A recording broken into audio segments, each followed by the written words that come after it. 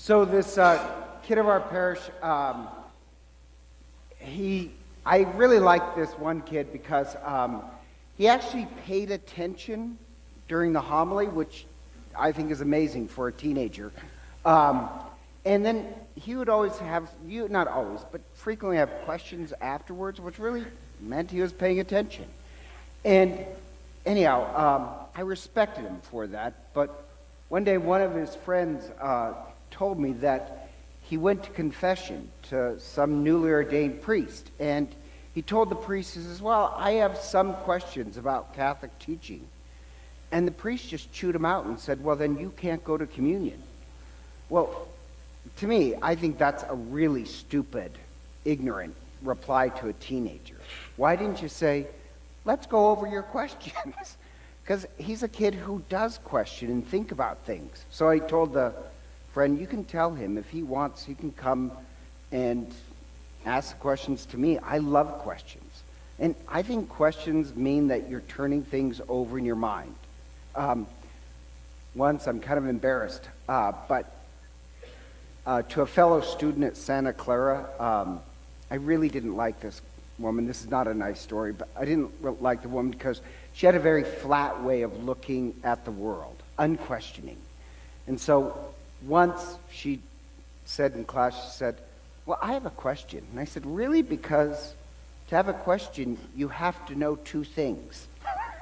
And it's kind of rude. If you have one view of the world, you'll never have any questions. You have to kind of be able to think about things. And if at this point you're thinking, what the heck does this have to do with the Virgin Mary? Well, on the Feast of Our Lady on the Feast of the Mother of God, if you notice in the Gospel, what it says in Greek, when the shepherds and all these things happen, it says, literally, Mary kept turning these things over in her heart. So Mary just didn't have a flat hierarchy of truth. She actually kind of questioned everything. And the connection there is that people who have this awe of the world are also people who have to kind of hold things and question them and turn them over and over again in your mind. What that leads to is awe and faith. And that's what Mary does in her heart. She's somebody who turns things over and over. Now, the teenage kid, the fact that he said, I have some questions, that means he turns things over and over in his heart. I love that. And on the January 1st, as you know, it's the Feast of the Mother of God, but our prayers that we'll be the same way, that in all the things that's going to happen in this coming year, we'll turn them over and over in our hearts so that what we end up with is really awe and wisdom. The other thing is that on January 1st, on the Mother of God, we're also supposed to pray for peace. And there's this book, and I suddenly forget the name because I'm an idiot. But it was this, Rolling Stones reporter who wrote this book. And he wrote this book, The Miracle Detective. I know Ralph read it, but did anybody else read it? I loved it. But so he's this Rolling Stone reporter, and he decides to write about Marian apparitions.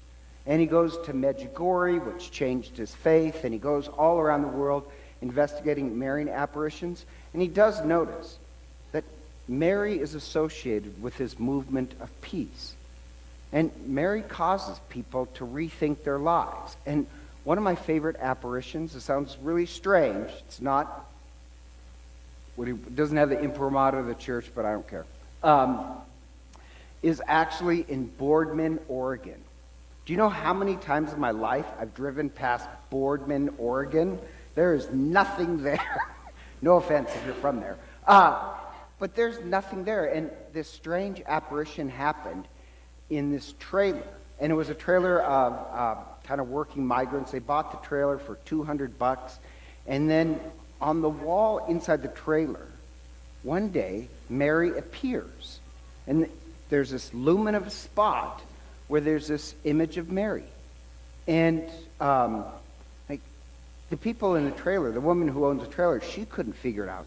And all these people in the trailer park, they come to look And Mary's there. She stayed there for, actually, I forget what it was, a couple weeks. And all these people were lining up beside the trailer. And the woman herself, just to see this image of Mary. And the woman inside the trailer kind of lived a broken life. And she said, yes, I was Catholic, but we only went to to church on Easter and Christmas. I didn't know there's people like that. But, incredibly poor, broken lives.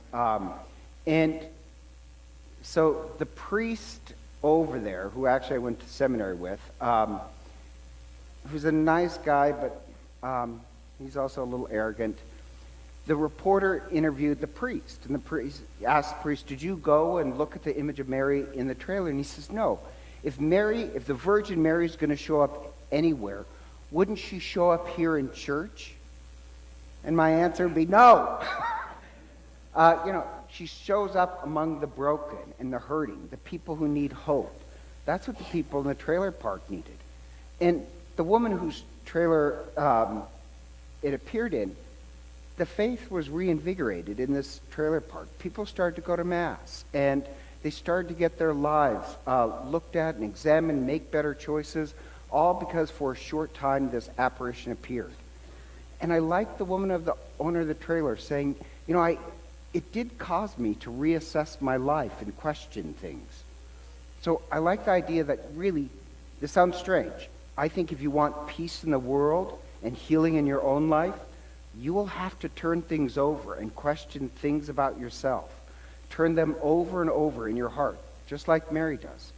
And therefore, we have better peace in the world. If you can't turn things over in your heart, you know what you get? Beirut, where everybody is so sure of their positions, it leads to self-destruction. I think we do need, if there's going to be peace in the world, you need hope, but you also need to kind of re-question everything in your life. And so on the Feast of the Mother of God, I love the idea that she's associated with peace and hope, but also we want to be like her and turn every event in our life over and over and over in our hearts so that there can be peace in the world. And since this is supposed to be a day for praying for peace, I was just wondering, could we stand and pray one Hail Mary? Hail Mary, full of grace, the Lord is with thee. Blessed art thou among women, and blessed is the fruit of thy womb, Jesus. Holy Mary, Mother of God, pray for us sinners, now and at the hour of our death. Amen.